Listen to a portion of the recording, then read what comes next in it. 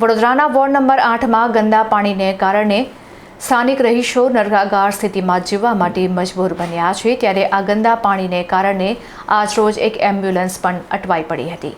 શહેરના ward number 8માં આવેલી જય અંબે અને પાયલ સોસાયટીમાં ચોમાસાના ગંદા પાણી ભરાઈ રહેતા સ્થાનિક રહીશો નરકાગાર જેવી પરિસ્થિતિમાં જીવવા માટે મજબૂર બન્યા છે। હદ તો ત્યારે થઈ જ્યારે સોસાયટીમાં ભરાયેલા ઘૂંટણસમા દૂષિત પાણીને કારણે કટોકટીના સમયે દર્દીને લેવા આવેલી 108 એમ્બ્યુલન્સ પણ અંદર પ્રવેશી શકી ન હતી।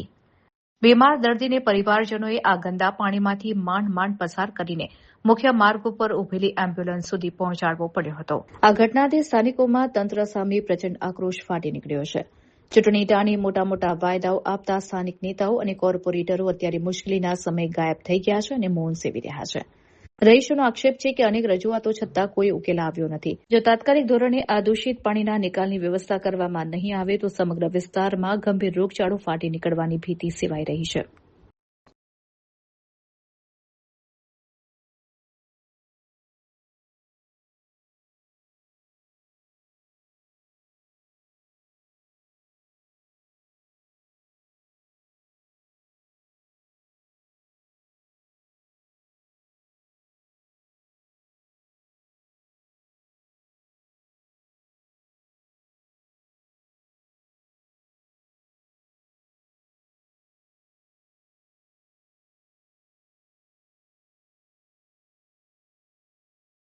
નમસ્કાર દર્શક મિત્રો, ડીએનટીવી ન્યૂઝમાં આપનું હાર્દિક સ્વાગત છે। જે રીતના વોર્ડ 8ની અંદર વરસાદી પાણી ભરાવાના કારણે જે દર્દીઓ છે જેમને ઘરે જવા માટે પણ રોડ રસ્તામાં પાણીમાંથી ગુજરવું પડે છે, 108 પણ એ વિસ્તારમાં જઈ નથી શકતી એવી પરિસ્થિતિ છે।